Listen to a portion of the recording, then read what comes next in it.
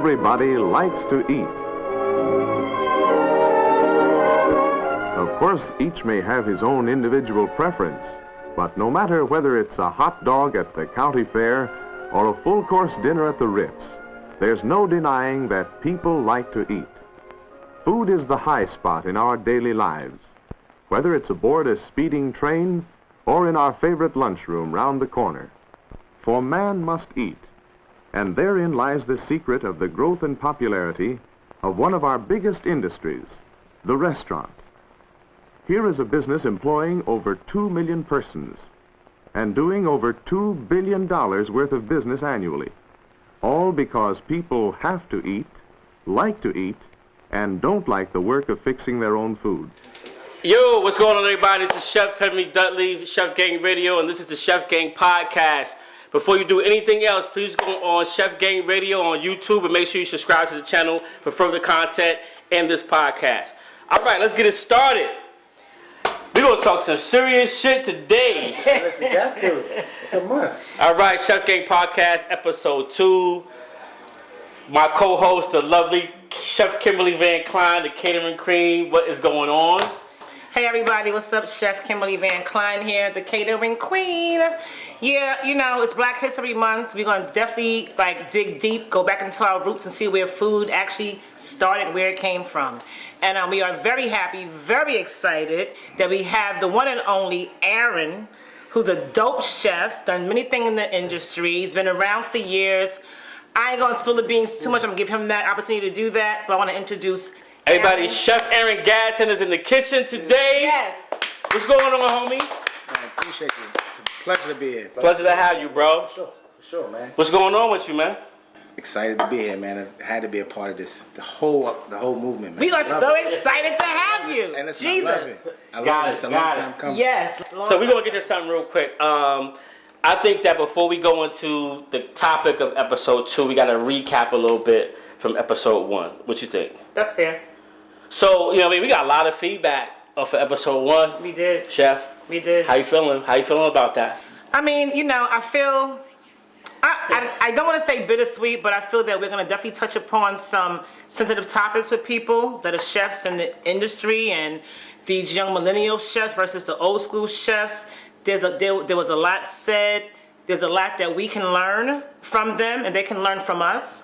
I definitely want this to be a platform where we can actually have dialogue, right? And grow as a chef community in the Black chef culture. Right. You know what I mean? We all do the same thing. It's all about put food on the plate. Yeah, we put food on the plate, and we all do the same thing. It's just we do it in different ways. I think that we got some great feedback. We got some other feedback because I think some people thought that we were trying to kind of come for them. Yeah. Come for the IG chefs. That's not it, but we have to ask the questions. We have to have the conversations because we all are one chef community, right? And it's Chef Gang all over the world. That's right. What it is, right? Yeah, Chef Gang. All right, so let's get into today's topic. It's going to be really crazy to have this conversation because it's a conversation that we've been having, sidebar for a long time. And I think that if you are a chef of color, that is probably some questions that you had about this also. And this episode is called Farm to Table. It's called Farm to Table for a reason. Mm-hmm. It's not about going out and getting fancy vegetables and stuff like that and recreating them and putting them on a plate. This Farm to Table, in celebration of Black History Month, like Chef Kim said, is about, we want to ask the questions and we want to have dialogue about how did African slave culture influence modern day cuisine in America? And actually, maybe even globally, right? Mm-hmm. What's going on with Black chefs today? You know what I'm saying? Are we getting credit for the things that we do? You know what I'm saying? Are we, can we only do this one type of cuisine? Like Chef Kim, what do you feel about this topic right now? A few things. So I grew up in a household where my grandmother taught me how to cook. And my grandmother was a phenomenal cook, a chef in her own right. And now that I'm thinking about it, she used to really work for this a British actress by the name of Margot Graham. Mm-hmm. And she traveled the world with her. And she basically just did Southern cooking for this woman. but she also traveled with her, so she learned different nationalities. She learned French cuisine. She learned Italian cuisine. She was well-rounded. She was well-rounded, right. And before, I guess, chefs were even chefs at that point, you know.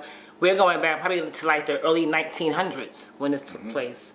And I always remember my grandmother being very, very, like, always adamant about we have to have Sunday dinner. Like, she cooked every single day, but Sunday dinners was like our thing to do. And we were the house that everybody came to, all the friends, the family, the cousins, the aunts, the uncles came to every Sunday to have this blowout dinner, and everything was always fabulous, always delicious. And I remember, like, at the age of 4 years old, this white lady in a portrait on our living room wall. And I was like, who's this white lady? Right. And that was...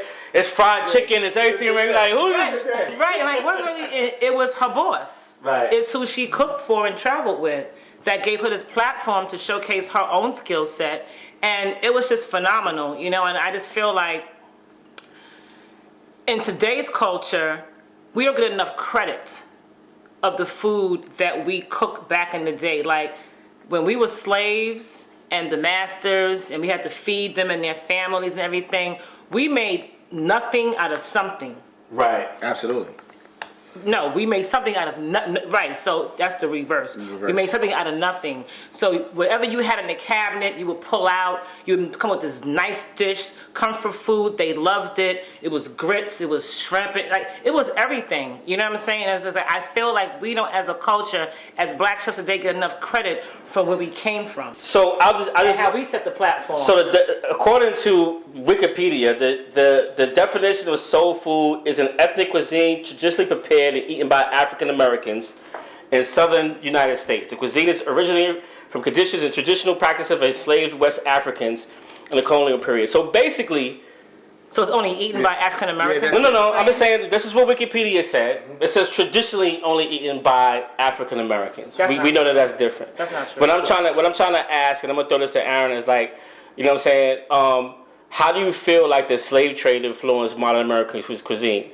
I know for a fact that during the slave trade, and they're bringing over slaves from Africa, that, you know, the white slave masters would take ingredients and resources from Africa to make sure that the slaves on the boat were sustained and they would stay alive, and yada yada. Then they started growing it, and like, how you feel? I mean, that was a whole market and industry. It changed the game completely, because you're taking slaves from Africa, bringing them over here. You're growing these different fruits and vegetables and cuisines, but they don't know how to cook the food.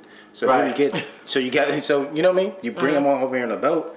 Like, hey, listen, while you're over here and I already own you, why don't you go ahead and cook those greens, and why don't you cook that spinach, whatever it is, make something good out of it. Make something good out of it, because that's what they had to do. And in turn, they had to do the same thing for their family. They had to do use the resources. Okay, like, take this hog and kill it and get it right. Chitlins, like ribs. Right, because you got to because these are the things that they were only allowed to. I watched recently on Netflix. I watched a show, documentary kind of miniseries. I think one of my favorite chefs, David Chang. He has a show on Netflix, Ugly Delicious. And there's one episode called Fried Chicken. And he goes and does a deep dive on fried chicken. And all these things start to happen. And like, I found out, like, you know, one of the main things why fried chicken has originated in the black community is because, like, that was the only commodity that the slave owners actually allowed black people to have. For sure. Like, you can't keep cows, you can't have all this, but you can have some chickens. So black people started finding inventive ways to use this chicken and so forth and so on. But now it's like this cultural, like, taboo. Like, you know, there's a lot of taboos in our food. Like, what do you think about that? Like, you said you can't eat this. If you eat this, it's gonna be totally black. It's gonna make you a coon or whatever. Like, no, like, what I don't like about that, and I'm gonna say this, I don't like that they take our creativity and then they kind of use it against us. Because I feel like if we mastered fried chicken, if we grew watermelon and we did that, every time you hear watermelon fried chicken, it's like a bad thing for black people. Oh, that's too black. Well, I don't eat watermelon. Like, that's what we should be proud about. You know what I mean? Yeah, no, like, we should be proud about that. Like, you know, we cooked the shit out some fried chicken. And I remember as a personal chef, cooking for a white family, several white families. I think I gotta go in there and make some frogua and this and Chilean sea bass and risotto and all this stuff. Right. And I asked them what they want. They want fried chicken, mac and cheese, potato greens. salad. Right. They want all of it. So let me throw And let me throw you guys this question. So African slave culture has influenced modern American cuisine in terms of like soul food, and now they call it comfort food because nobody wants to call it soul food anymore. Soul food's out the You know what I mean? When other people took over it, then it became comfort food. With that said, you have a lot of chefs, non-African American chefs, that are opening restaurants and getting James Beard Awards for soul food fusions, and you have Asian guys that are doing like Korean, Korean fried chicken. So like, what happened to that? And it's a loaded question because I'm asking what happened to our niche in the industry and also why aren't we as black chefs doing that and having being able to get those resources to have these great eclectic like soul food and comfort food restaurants? I personally think that it's coming around to that, to where we have that stage and platform to use it, because the change of the turning into the soul food from the comfort food, because now everybody's more acceptable to eat fried chicken. It's more acceptable to eat the green mac and cheese and the shrimp and grits and these things, because the brunch movement and all these things, different things in the last 20 years. Just think about from the last 20 years to now, in terms of food, when it comes to soul food, that has changed and it has evolved. Now we are taking, people eat with their eyes. They want to see this. They want to see that big piece of fried chicken on top of with the honey, with the bourbon honey. Right. And the hot, you know what I mean? Like we want to see that. Right. So think about it in terms. I think that we actually took it and we are making it our own now. We are making these. You have these chefs and these different culinary wizards that's doing these things and making it okay to have a comfort food restaurant. And strictly, we only serve shrimp and grits and fried chicken. Right. You know what I mean? So I think that it's coming around to that, and I think we always had it. But now we owning it more now than we did before, 20 years ago. You know what I mean? Or like in the past. Got it. I mean, it just boggles my mind sometimes because. What do you think? Like I was saying, it boggles my mind because, one of the first, real executive chef positions that I had, that I really felt like I was like owning the building. I worked for a white guy in Harlem who sold barbecue. You get what I'm saying? I'm like, but it was probably some of the best barbecue I've ever eaten in my life. You get what I'm saying? Right. My thing is, we need to be able to put ourselves in a position where we can get the resources to do these type of things, because I feel like other cultures and other ethnicities take our food and they put the resources behind it and they do it kind of better than we would to an extent, you know what I'm saying, on a global and more commercial level. And then we get stuck having mom and pa's chicken shack in the hood and stuff like that. You know what I'm saying? And I think it's like the disparity in that, it just bugs me out, because I feel like that we should be getting a whole lot more credit for the foods and stuff that we create. This is not a conversation about white chef versus black chef. No. You know what I mean? This is a conversation about like the origin of food and where it came from. And I challenge any nationality, whether you black, white, Asian, Spanish, Latin, whatever, to look at the origin of the food that comes from your culture, and then try to take that and make it something, you know what I'm saying, a whole lot better. And I think as a whole, like, I love the movement that we're in currently. Like, you know what I mean? Like, I love the fact of everybody has their own cuisine. You know, the Koreans have their own cuisine, and you love the bulgogi, you love the Korean fried chicken, you love these things. And for me, and just take it from, like, I just left a Belgian restaurant today. Like, that's even have that influence in the urban community, and having that having that presence, because that wasn't there before. So that every culture is changing their food, and they want to make an influence on the people, because it's all about the people and the experience. Right. So my man at Real Mook Scoop on IG Live just made a comment. Said gentrification of our art is what happened.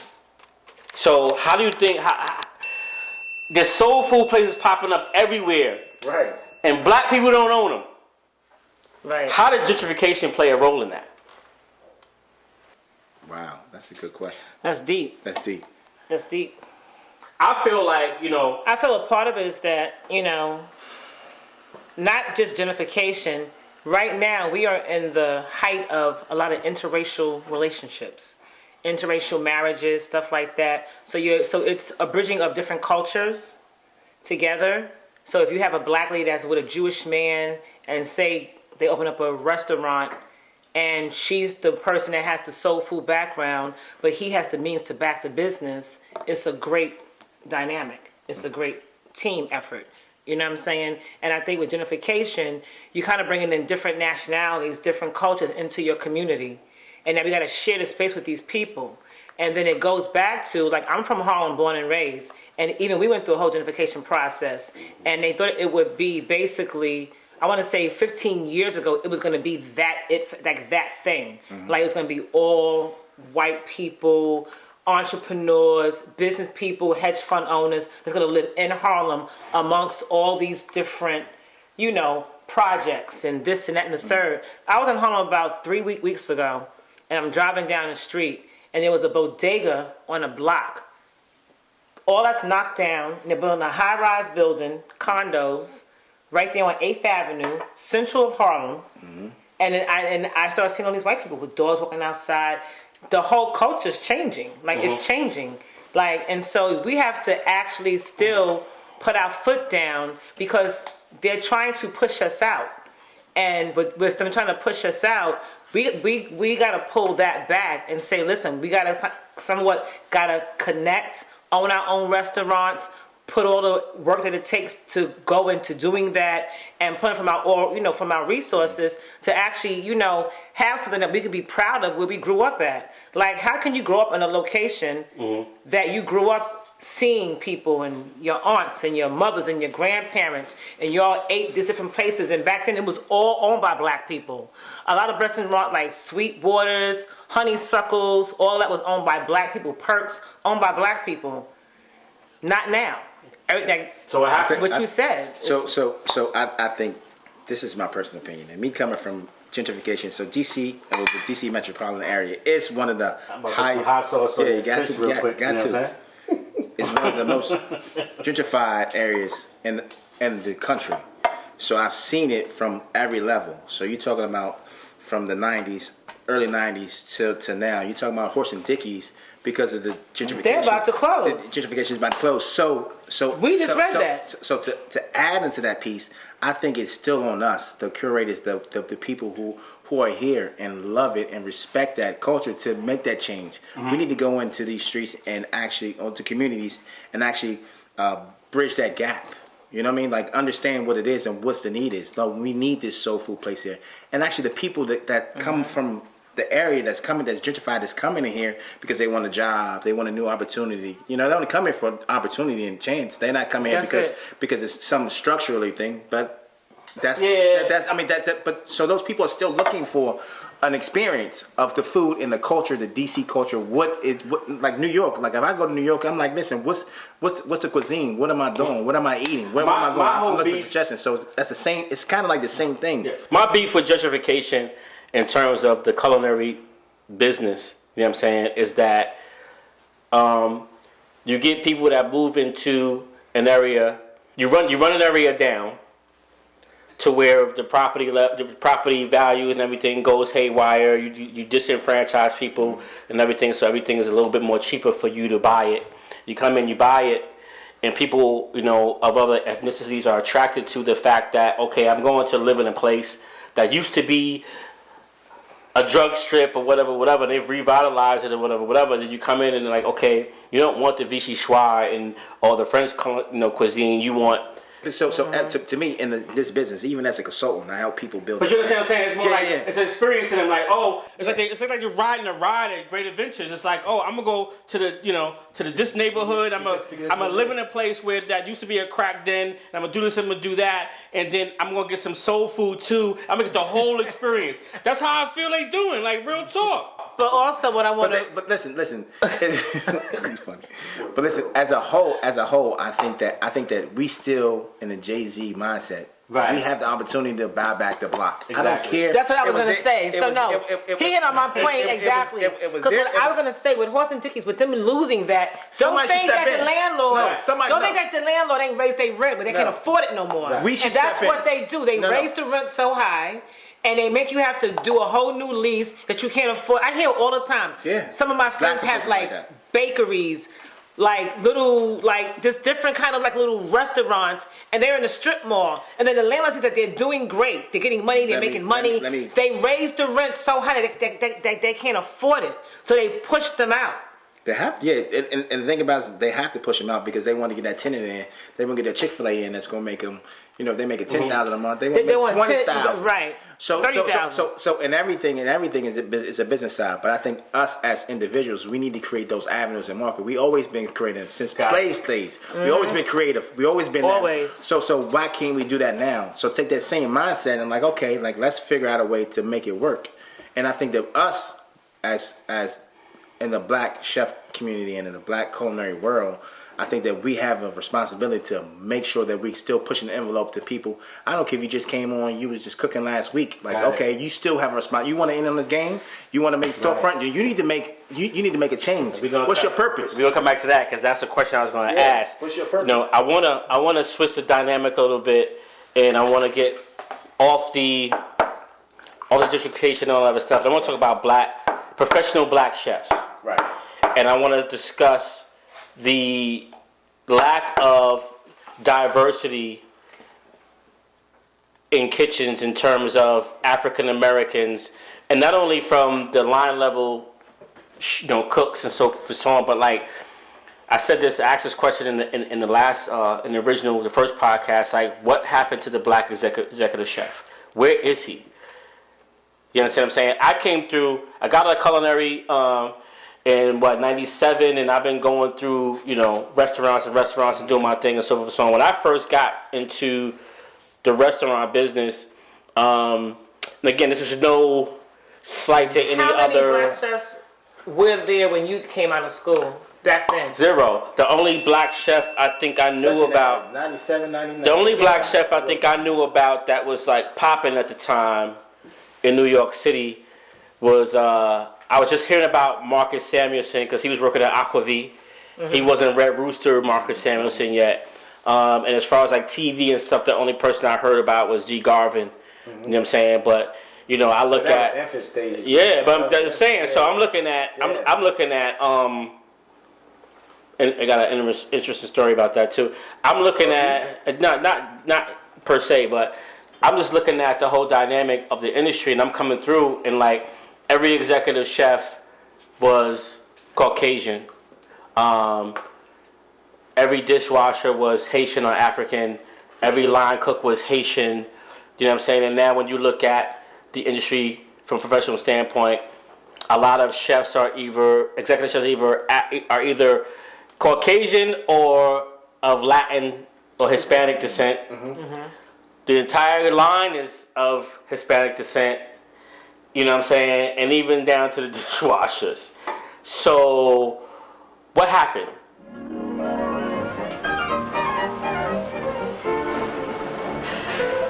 In the kitchen, there are mountains of dishes to be washed.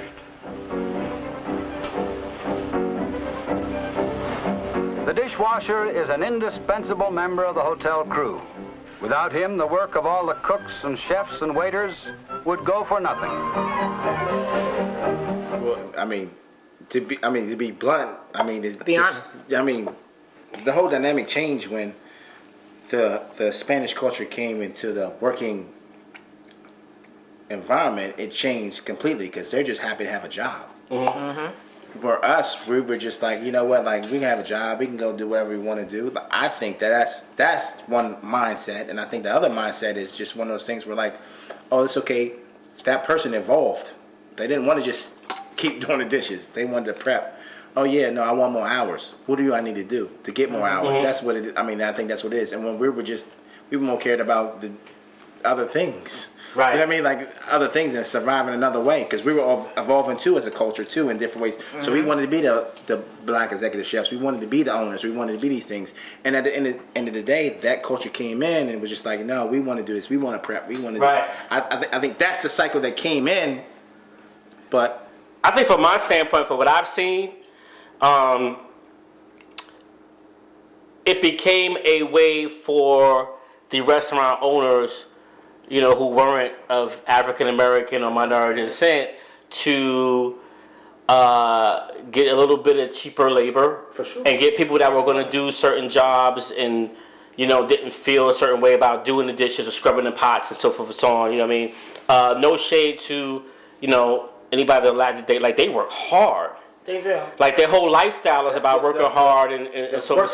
Their work ethic is crazy. It's totally so is it fair to say that they came to do it and were willing to do a job that the African American cooks and chefs didn't want to do? No. Or was it that the restaurant owners tried to push them out because they wanted more? I think it's this, and you hit on that.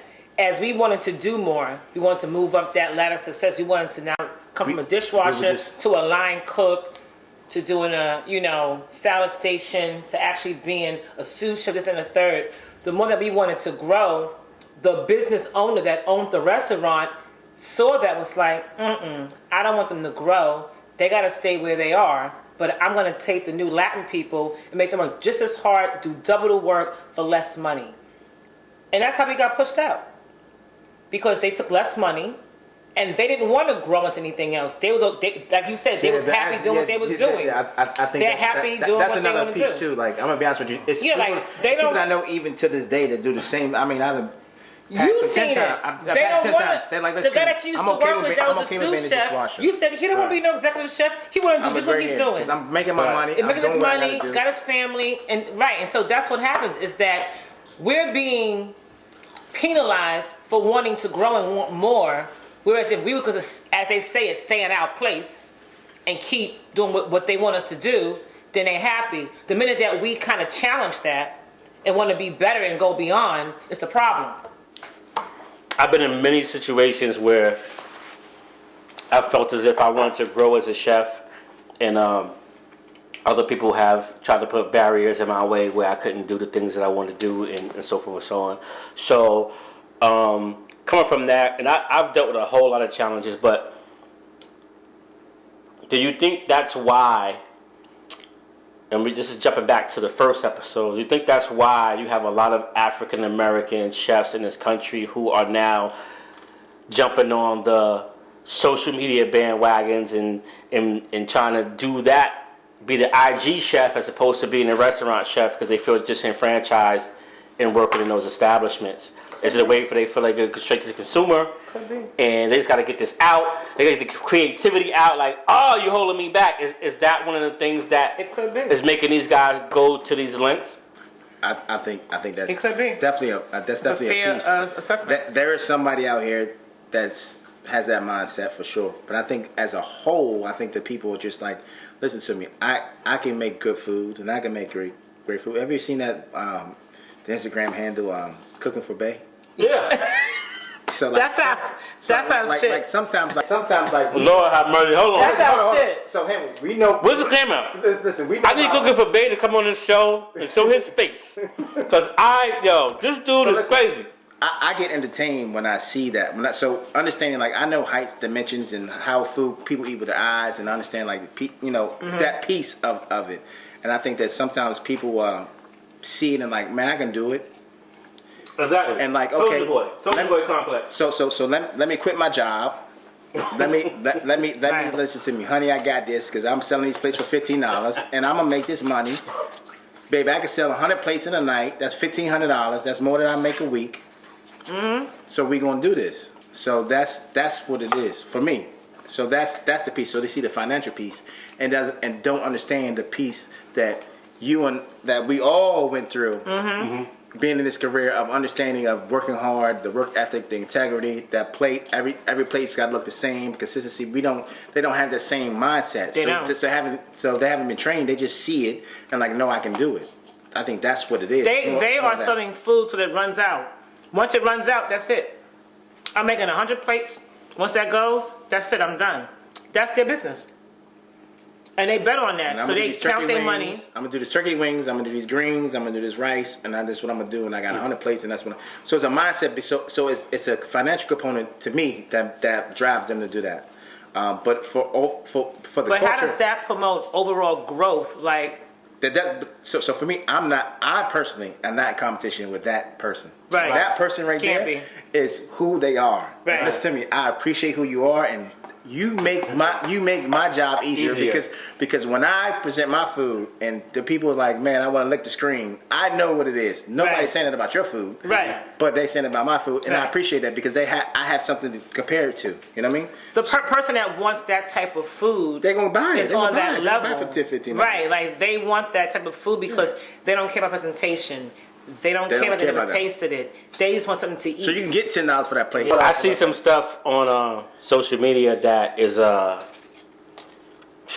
presentation-wise kind of crazy, but I'm gonna let that roll.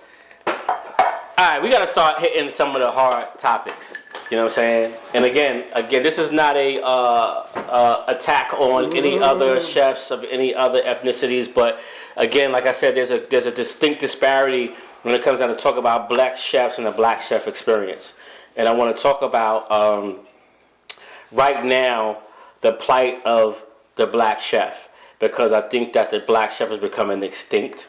You know what I'm saying? From a standpoint of being able to run restaurants, own restaurants, and so forth, so on. Or maybe I'm just blind and they're just morphing into something else. Aaron, you've been around. You've done a lot of things. I know personally from my experience that there's a systematic disenfranchisement of African Americans and people of color when it comes down to the restaurant business. I think it has a lot to do with the business side, but it has a lot to do with culture. I think the food industry is the most culturally influenced business there is, because at the end of the day, when everybody goes home, we all eat how we eat, based on how we grew up in our culture. So, good or bad, what is your experience in terms of being a black chef in America? Wow, that's a good question. To me, my personal opinion, I love the position that I'm in. I love the fact that what I bring to the table as far as food and experience is unique in a certain way. But I think when it comes to organizations and corporations, that's a whole different ballgame. That's a whole different dynamic. So for me, like I try to take and understand that from the business standpoint, and then from my own personal standpoint. Right. So for me, like I understand, like it's a business. You have to run. It's a corporation. You have to run. You have things and quotas you have to meet. I get that, and I understand. Like me, I got to go home and feed my family. I got to take care of my family. So me being a black chef in this area, in this community, is important to me because I'm feeding my family off my talents. Right. Right. So for me, I got to continue to process that and grow with that and build that. You know what I mean? I've always felt like in the business, if you are a black culinary, and I'm not always say chef, because some I know a lot of people that never made it to the title of a chef, but they're great cooks and so forth and so on. I mean, I've always felt like when me coming through the business and I'm working for people who are not of African American descent, like they may know things that they don't want to show you, or they don't want to teach you. That's always, you know what I'm saying? That's always the case. I feel as if a lot of us, in terms of like African American chefs that I know, are more interested in the cooking aspect and making things delicious and making it look good and making the plate look nice and having the video of like they putting the sauce on the fried chicken and the chicken and waffles or whatever. That's their thing, yeah. But we fail at the business part of it because a lot of us fail to get to know the numbers. We want to cook. Long experience has taught them how many filet mignon and how many prime ribs of beef with Yorkshire pudding to prepare. How many roast ducklings, roast lamb to get ready. Also, who will ask for antelope and buffalo steaks? Victoria in New York will use 6,000 pounds of prime beef and 2,400 Cornish rock hens. Every specialty with its own cook. From the time the buyer makes his purchase, on time it reaches your table, meat must be handled with particular care, seasoned and cooked just so.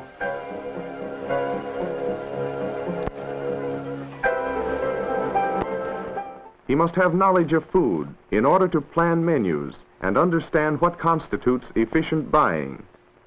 He must have bookkeeping ability to know where he stands in his account.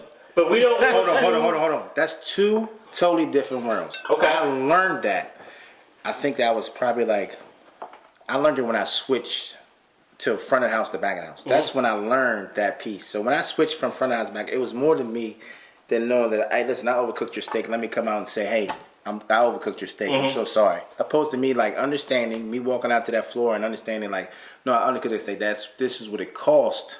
Right. In my head, like, I'm sorry. And then that whole experience of going out, like, you got 100 seatings, and you going out to you with your white coat on, explaining to you why the steak didn't come out right. You know what I mean? Like, just think about that math. I'm like, if 5 tables come out, so let me go back here and understand. So once I understood that piece about the financial piece, is then when I said, listen, I got to dive into these numbers a little bit more. Right. And I was already granted the chef title, but I didn't understand the numbers. So I hear a lot of chefs say, listen, I'm a good chef, I can do this, but yeah, I don't know the numbers. Well, I can't go and do inventory. Or I can't do a food cost. When I discovered that about myself, I said, listen, I need to dig a little bit deeper and better understanding. So that was me and who I am as a person. So everybody's not granted that thing, and like, I love what I do. So you caught on to that. I'm passionate about that, but nobody's going to show you that. I don't care what, because it's moving so fast. So my question is, from an African American chef standpoint, disenfranchised, all this shit, right? We come into a situation where we get a job at a restaurant, and we're cooking and we dope at it. And then all of a sudden it's like, okay, I want to go open up my own shit. Why is it that we don't take the time to learn the numbers so that we can do it? But we never had the time. Okay. We never had the time to figure it out. Think about the culinary world as a chef. You're there early morning for early morning deliveries. You're doing your inventory. You're doing your ordering. You're making sure. Like, listen to me. Nobody's going to tell you, hey, listen, you need to know this. Take a break and learn the numbers. Nobody's going to tell you that. No. And they tell you all these systems and things you can do, and you can use this app, and you can, well, fast forward, but back then it wasn't. It was all Excel. But like, at the end of the day, like, I had to learn that. Like, no business owner is going to tell me, like, here's my numbers, sir. Even as a chef, well, nobody's going to be like, here's the numbers, and like, listen to me. Let's get a food course so we understand. Like, understanding that plate. Food course. But I feel that they're not going to teach you that. No, nobody's going to teach you that. Because they don't want you to excel and know what they know. But they should. But the thing about it is benefits them more. Right. The benefits You're right. more if I teach you that trait, and I teach you the understanding of how this can break down. I break down this chicken. Right. Opposed to paying $1. For me, the deep dive is what I'm trying to get to is that I see a lot of black restaurants, African American restaurants per se, that don't survive because you get somebody says, hey, Aaron, your fried chicken is crazy. You should own a restaurant. And then you find a way to get some money to open up a restaurant. I'm not saying you per se. I get it. And then all of a sudden, it's like 4 months in, they don't understand. Let me tell you something. I consulted for a restaurant. I'm not going to say no name. In D.C. I consulted for a restaurant. It was an African American establishment, and like nobody knew the numbers, and nobody wanted to know the numbers. Sometimes I feel like as a group of people, we sometimes think that we could just throw it out there and do it. And when it fails, it's like, okay, well, we could take that time and like understand and work in the kitchen. Listen, and work in a professional kitchen and do all the things that we need to do to get all that information and then jump out the window. Too many times we jump out the window because we like, yo, my grandmother made chicken soup and I know her recipe and I'm gonna sell it, and then it failed and it's like, okay, you didn't know the numbers. Managing a restaurant takes more than just being good in some one phase of it. Take, for instance, Aunt Martha. All her friends told her she was the best cook they knew. She made the best pies, she made the best puddings, and her muffins,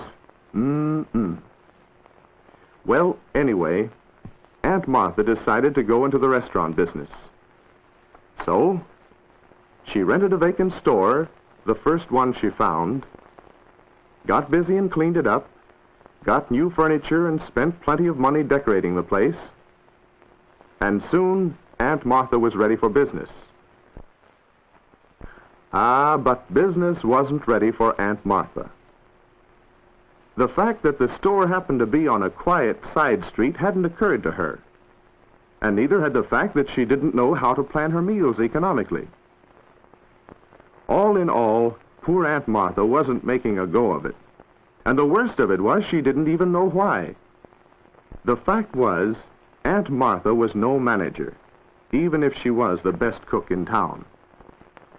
And the sad truth is that her experience is typical of 50% of the people who start their own restaurants.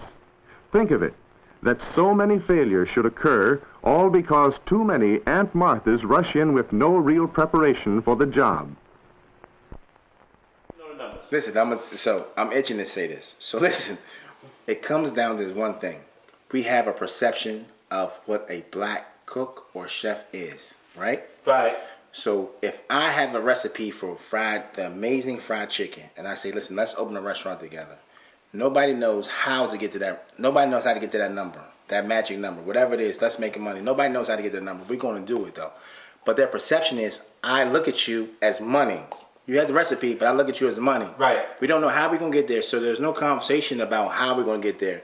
What does the chicken cost? How are you going to do it? They look at it from I'm going to make money off of your chicken. So in turn, like, it's a perception. Yeah, the exact situation. That's never there. It's never talked about. It's never anything. Okay. Like, it takes somebody to understand, like, okay, listen, I want to do this chicken with you, bro. Like, let's figure this out. Like, how much it costs for you to get this chicken? If a guy can't tell me how much that chicken costs and how much you making off of each piece, if I got to do the math for you, then I already know what I have in front of me. Right. And think about it. I'm black and I know this. So think about it.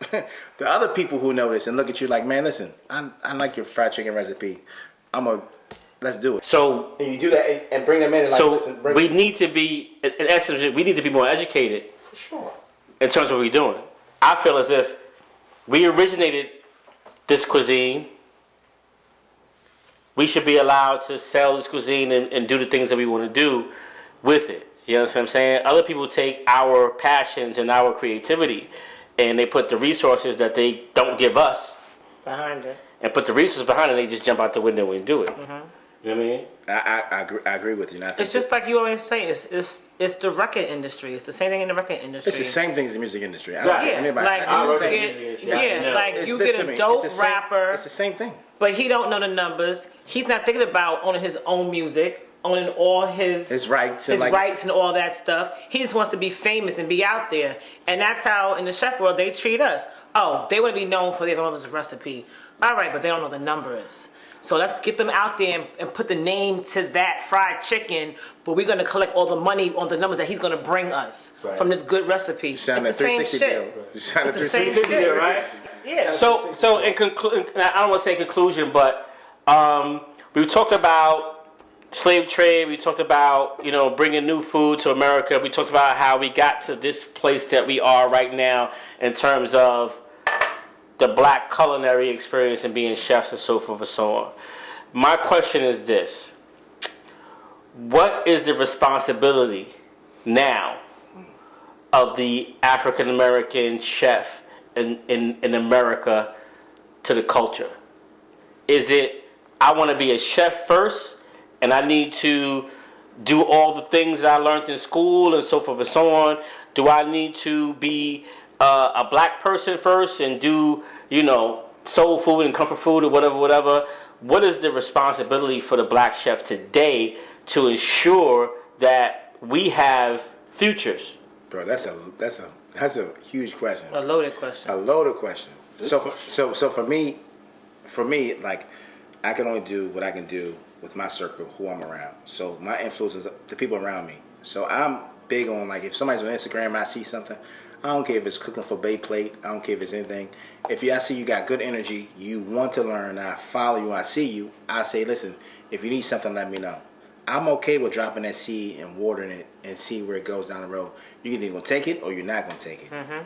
So I'm okay with that. So my responsibility as me, knowing the things that I know about numbers and knowing the things I know about business structures, knowing the things I know about business deals and contracts and all these things. So I take that and say, listen to me, if you need me, use me.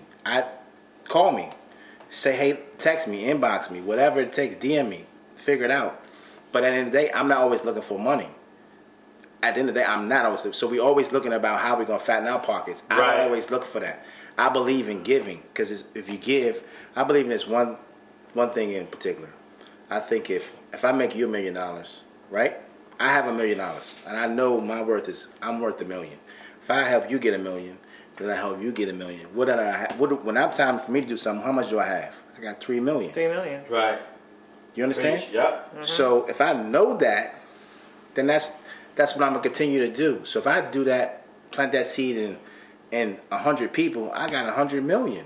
Right. So it's not about me personally what I need, but when I need it, I'm gonna call on you, because you know what? That's what we need to do, in our culture and our community as a whole. Like I think that's, I don't know if it's a culinary world, if it's a farming world, if it's the consultant world, if it's in the IT world, whatever world you're in, we need to build off each other more, as opposed to expecting something in return. Dope. I think that's the biggest thing for me and our culture that we don't do enough of. We don't do enough of feeding back into the people and getting that. It's not about giving with something with something back in return. I think it's giving with a purpose and understanding it's bigger than where I'm at. Chef Kim, responsibility of black chefs today. How do you feel? I kind of agree with Aaron. Like we gotta help. We have to help them. You know what I'm saying? I mean, it's like it's definitely an age gap between us and the Instagram chef. There's an age gap, but what they're doing actually works for them, for where they are in their life right now. But I just feel that when things change and trends change, it's always going to come back to classic. Always gonna come back. So come back to classic. Yeah, so It's always come back to classic. It's going to be full circle, right? So, not that everyone has to go to culinary school. I don't believe that you do. I know some pretty dope self-taught chefs, but they're because they was in the restaurant industry for so long. So they didn't go to school, but the restaurant was their school. Right. They grew up in restaurants, and so they got trained and this and that. That would have been you had you not gone to school. Right. Because you were in the restaurant industry anyway. Well, I was already cooking before I went to school. So his chef liked him so much, he put him through school. Right. You know what I'm saying? So you got things like that. So I believe that if we can kind of connect with the millennials, they feed off of us, we feed off of them, and we own that and create our own circle of that, we can be so dope. Absolutely. Across the board. So dope. Because I don't knock them, they just don't know any better. You know, that's what they know right now. That's what's selling right now. Like you said, I sold 100 plates today. I made $1,000. You know what I'm saying? I'm taking care of my family. No, because right now they gotta take care. What it is that you got the millennials that don't want to work for nobody. So they're gonna do whatever they have to do, whatever it takes to feed their family. And if I gotta fucking make shrimp and grits and do 1,500 plates or do 200 plates in 2 weeks, that's going to be money in my pocket to feed my family. I don't care what it looked like. I don't care if it ain't got no garnish on it. They eating it. They like it. It tastes good to them. They don't care about presentation. I'm winning. Right. And that's what they're doing. And they are winning in their world. In their world, they're winning. But when it comes down to, like we all said, do you know the food costs? Are you really making money? Right. Or are you just re-putting into, or are you re-upping your product to sell again in the drug world? Dope. You know what I'm saying? It's still dope. We sell dope. It's We sell dope. Whether it's classically trained It is. or you Instagram. You're still selling dope. So, great conversation today, guys.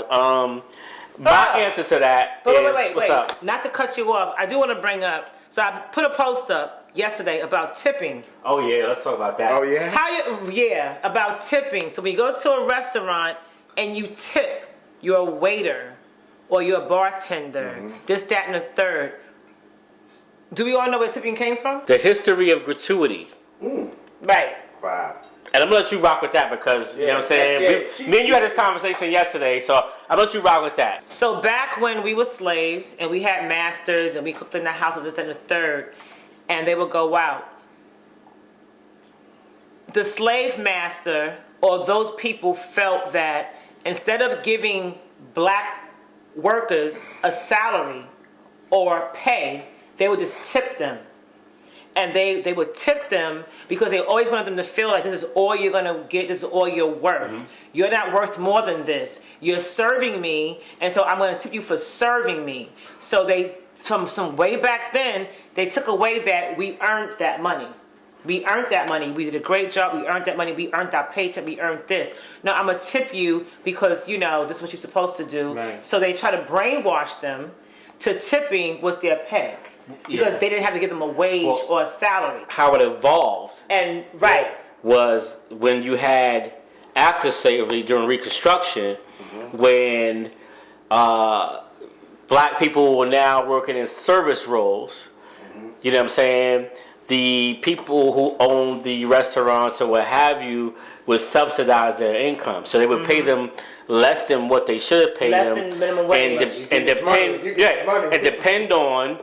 You know what I'm saying? The people who were tipping to subsidize that salary and that income. And it got very frowned upon by people who went to these restaurants, but the restaurant owners back then pushed for it. So that's why it had become the norm. Right. If you think about it, if you think about it, if you're in any type of the restaurant industry or hospitality at all, you know for a fact. And again, no shade to any cultures. I'm just talking. Europeans, when they come to America, they don't tip. They don't tip. Because that's not their culture. It's cultural, exactly. It's not their culture. It's cultural. Mm-hmm. You know what I'm saying? And they're like, we don't understand. And the reason they don't understand because I was in Italy, they get paid a good salary, but you ain't got to tip them. Absolutely. So the salary speaks for itself. They don't have to get, so they don't tip. If you go to any Caribbean island and you go to a resort, which is there's a whole like history about that, because if you go to a lot of places in the Caribbean and different places and resorts and so on, there are a lot of black people serving Europeans, and at those resorts, they do not tip. They frown upon tipping. The resort will say, you can't tip. We don't accept tips and so forth and so on. Because they cater to the European culture. Right. So that's a whole rabbit hole. But then we go over there and we tip them like, yo, and they give us more stuff and this and the third because it's a cultural thing. And I don't want people to walk away from this and say, hey, don't tip. Tipping was the slave. The man did. I don't want people to think like that, because I feel as if that people that gratuity is needed in the service industry and so forth and so on. I don't like where it came from. Like we don't like where a lot of things in our culture came from. But with that said, like this is the history behind it, and I hope that people take that and keep that into consideration when they go out. You know what I'm saying? Man, tip your service, man. Tip your bartenders. I'm gonna say at the end of the day, like nobody knows what my grandfather is almost 80 years old. I told him about 5 years ago how much servers make and how much bartenders make. He never knew. He's 80. He never knew how much. He goes, I feel so bad now. How many people had it stiffed? I said, yeah, because that's what it. Because honestly, that's what it was. It was thinking like you don't know how much that person's getting made. I've seen people, and I've had servers that made no money, and it's terrible because they had just poor service, like period. Yeah. But at the end of the day, like they average out. You average out during the month. You make it good. You make a decent. Not great. You make a decent amount of money. So at the end of the day, like.